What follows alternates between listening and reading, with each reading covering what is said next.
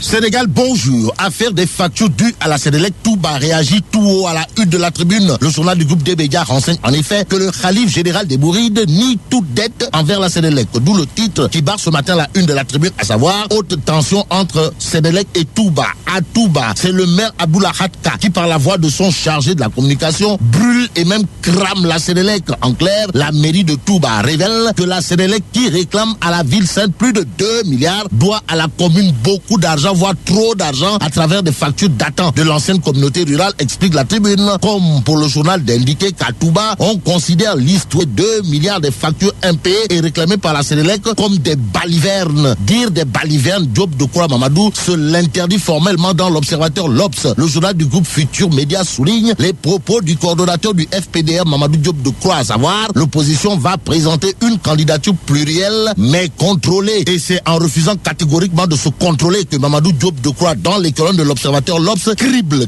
celui qui incarne le régime en place. En tout cas, selon Mamadou Diop Decroix dans l'Observateur l'Obs, l'opposition ne laissera aucun répit à Macky Sall jusqu'à ce qu'il débarrasse le plancher, en plus de s'inscrire dans une logique de confrontation pour que le locataire de luxe du palais de la République vide les lieux. Decroix Mamadou Diop, toujours dans l'Observateur l'Obs, soutient Macky n'a pas un personnel politique qualifié capable de l'aider à sortir de ses difficultés. Ça veut dire quoi? Eh bien, ça veut peut-être dire que selon Mamadou Diop Decroix dans l'Observateur l'Obs, le cœur de lion de Marième Faye n'est entouré que de pantins et de babioles. Bon, Diop Decroix, cette fois dans le Témoin quotidien, se prononce sur la coalition de l'Arabie Saoudite contre le terrorisme. Et là encore, monsieur le secrétaire général de AJ/PADS crie au scandale à l'amirauté en déclarant dans le Témoin que seul le Parlement peut engager le Sénégal dans une guerre. Dire à la guerre comme à la guerre, c'est en tout cas ce que fait dans la tribune le permanent du parti Réumi contre ceux qui veulent s'inscrire dans une logique de chiffonnier ou enfant d'écurie vis-à-vis de Idrissa Seck, Samba Thioub ou le permanent du parti Réumi de soutenir dans les colonnes de la tribune que Mamadou Thiam, ex-conseiller en communication de Macky Sall, et maître Nafissatou Diop Cissé, notaire de son état, ont chanté des louanges à Idrissa Seck. Ça veut dire quoi? Eh bien, ça veut tout simplement dire que Nafissatou Diop Cissé et Mamadou Thiam ont été les griots de Idrissa Seck, comme pour le permanent du parti Réumi de demander gentiment à Mamadou Thiam et maître Nafissatou Diop Cissé de tourner 7 fois leur langue avant de parler de Idrissa Seck. Et pour parler de la réduction du mandat du président, le populaire accroche ce matin le constitutionnaliste Ababakar Gaye. Bon, référendum ou voie parlementaire, querelle doctrinale sur le mandat de Macky Sall. Voilà le titre qui barre la une du populaire. Le journal de révéler que le constitutionnaliste Ababakar Gaye démonte Mounir Roussi. En quoi faisant? Eh bien, en soutenant que la voie parlementaire pour réduire le mandat du président, ce serait répondre à une illégalité par une illégalité. Ainsi, le constitutionnaliste Babacar Gaye soutient dans le populaire que le mandat du président échappe totalement et complètement à la compétence de l'Assemblée nationale. Ce que rassemble la tribune comme information vise à expliquer pourquoi,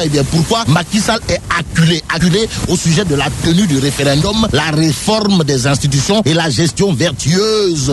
Un virtuose de la gestion des deniers publics, Dr Cheikh Kanté l'est, si on en croit le Témoin quotidien. Le journal, au sujet des marchés publics, révèle en tout cas que le port de Dakar a été consacré bon élève de l'ARMP. Pendant ce temps, Libération révèle l'information allant jusqu'à susciter le doute cartésien. Il est question de quoi? En tout cas, à la une de Libération, on peut lire leurs interdictions de sortie du territoire levées. Samuel Sarr, Madické Niang et Oussou Bébé, comprenez Ousmane Rom, libre comme l'air. Et pour être dans l'air du temps, Libération évoque les préparatifs du Gamou 2015 en informant que Tivaouane livre un satisfecit à l'État. Et en l'État, Grand Place sur le Gamou annuel renseigne que le Khalif invite le chef de l'État à célébrer à Medina Baye. Les propos du Khalif de Léona Niassène à la une de Grand Place portent sur la réélection du président, à savoir « Je fais campagne pour Macky Sall ». Et pour comprendre clairement sa position, Grand Place nous livre d'autres propos du Khalif de Léona Niassène, à savoir « Le chef de l'État est un homme de parole, il a résorbé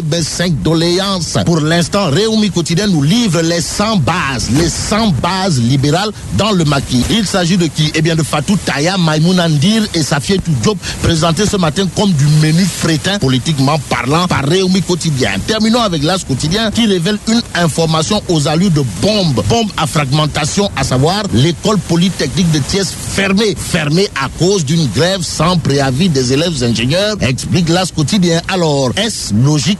Voilà la question. En tout cas, l'école polytechnique de Thiès fermée, de quoi rappeler à qui de droit, il ne faut pas sacrifier la jeunesse sacrée pour sacrifier à la tradition. Je vous dis ce qui est sacré. Vive le Sénégal!